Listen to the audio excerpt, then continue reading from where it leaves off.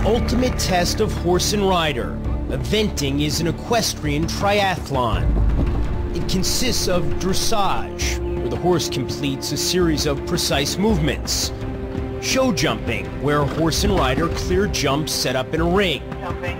And cross country, where a horse and rider race over miles of open ground, clearing up to 40 man-made and natural obstacles.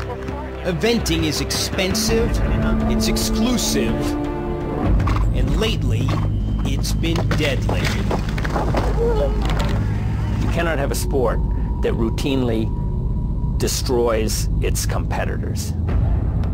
Over the last 2 years, 15 riders, including one this past weekend, and 12 horses have been killed in competition, making eventing perhaps the most dangerous sport. You cannot look weekend after weekend after weekend and see that another horse or rider has had either a fatality or been crippled or been badly maimed and think this is business as usual. It didn't used to happen like this. So something has happened to cause this. One of the things that happened was pressure applied by the International Olympic Committee. The IOC threatened to expel eventing from the Olympics if the sport didn't take up less time and space. It was a very tumultuous time for the sport to realize, do we want to change our sport like that? And they said yes. Traditionally, cross-country courses are up to 18 miles long, but the International Equestrian Federation agreed to shorten them to about 4 miles in length, while still presenting competitors with 20 to 40 obstacles. Many in the eventing community say the courses also became more treacherous because jumps were arranged in more challenging combinations to increase the sport's thrill factor. The result? The most devastating type of accident that can befall horse and rider. The type of fall that nearly took the life of Olympic bronze medalist Darren Cha-Cha. In March, Cha-Cha was competing in the Red Hills Horse Trials in Tallahassee, Florida, when his pony, Baron Verde, got spooked. He saw something in the distance that distracted him for just a millisecond, and that's all it takes.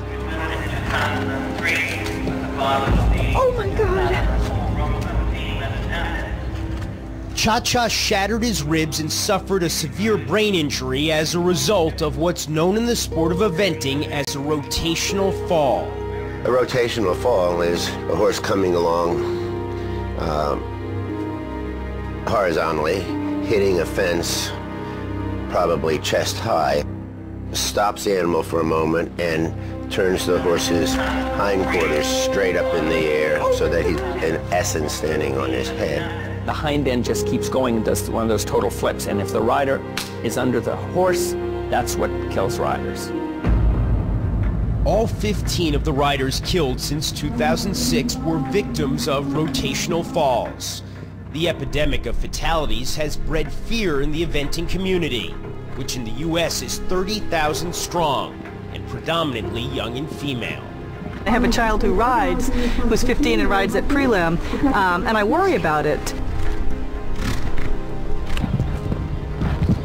The first event she did this year, I was sick to my stomach at the cross country, literally sick to my stomach on the cross country portion because of everything that's been in the news. What do you tell their parents when they say, oh, I'm thinking about buying a big, expensive, experienced horse and putting my daughter in one of these higher level events? I say don't do it. Don't do it until the sport's changed. They have to create change at this point. They have blood on their hands. Karin Eriksson should know. On November 4th, 2006, her 17-year-old daughter Mia was taking part in an eventing competition in Temecula, California, when choreography, her 7-year-old gelding, landed on top of her after somersaulting through a rotational fall. Mia died of a ruptured aorta. It happened in front of my eyes, and it was the most horrible thing any parent could ever go through. Now Eriksson is suing the U.S. Eventing Association and the U.S. Equestrian Federation, which which she blames in large part for her daughter's death. In the suit, she claims the course in Temecula, quote, was made more dangerous in order to make the competition more thrilling to spectators. At the time of Mia's death, there were a lot of people starting to ask some questions. Why are the courses always harder? Who has made a decision that we can have these upper-level courses where suddenly 50% of the participants don't finish? Ladies and gentlemen, as we come to the end of the cross-country here... This April, at the Rolex three-day event in Lexington, Kentucky, disaster struck. It was this competition, not Mia Eriksson's death or any of the 14 others, that finally spurred the eventing establishment into action. At our most prestigious event, Rolex, 4-star, we had 2 horses die and a rider be critically injured. An elite rider, Lainey Ashker, was nearly crushed to death by her horse in a rotational fall. 2 weeks later, the eventing community came together in Lexington for an emergency safety summit. But what many in attendance hoped would be a frank discussion of eventing's problems was instead tightly stage managed by the large public relations firm that had been hired by the U.S. Equestrian Federation. E60's cameras weren't permitted to record the proceedings, but some of the eventers in attendance say that, at least initially, those who spoke up about issues ranging from rider responsibility to the increased difficulties of the cross-country courses were often cut off by the publicist running the event. The people running it were not involved in the sport, and some of the subjects that people felt needed to be discussed were sort of passed over. Rebecca Calder, an eventer who's competed internationally for the U.S., was among those who expressed disappointment in the tone of the meeting.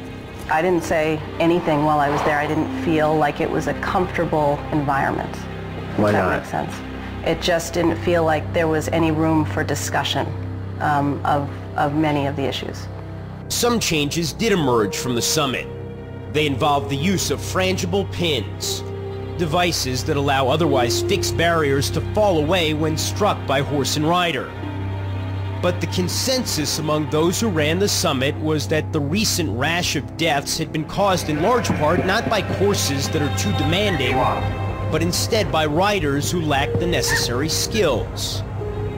Surely with horses you need to take your time, and depending on your experience and your innate ability, sometimes it takes a lot more time than a lot of people appreciate. Former U.S. Olympian Bruce Davidson says rich young riders are often bought horses that they're not qualified to ride, with predictably disastrous results. What we're seeing in our sport right now is the same thing as happened to John Kennedy Jr. He was financially in a position to buy a plane that was a little bit more advanced than his flying skills. And I think this has happened in our sport too. But an absence of skills doesn't explain the life-threatening injuries to highly regarded riders such as Darren Cha-Cha and Lainey Ashker. Many say that blaming the riders is typical of an eventing culture that equates calls for improved safety with whining. You can't blame other people. You can't always say what's happened isn't my fault. And you know what, even if you have an excuse, shut up. If you were the president again of the Eventing Association, what would you be recommending? The ultimate solution would be fences that blew apart when you hit them. Frangible pins. Well, more than that. Paper mache, things that looked solid that weren't. That would be the ultimate answer. But real changes like these might well be resisted by people like Captain Mark Phillips, the former son-in-law of Queen Elizabeth, perhaps the sport's preeminent course designer and the current coach of the U.S. Olympic team.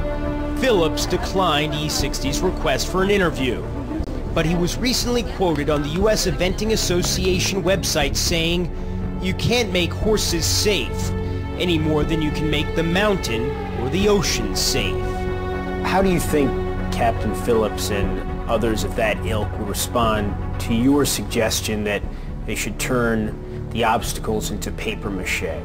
They would say that it wouldn't be real eventing.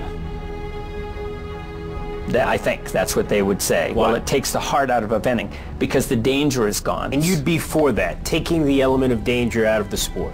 You bet I would. At that top level. Oh, you bet I would. Karen O'Connor.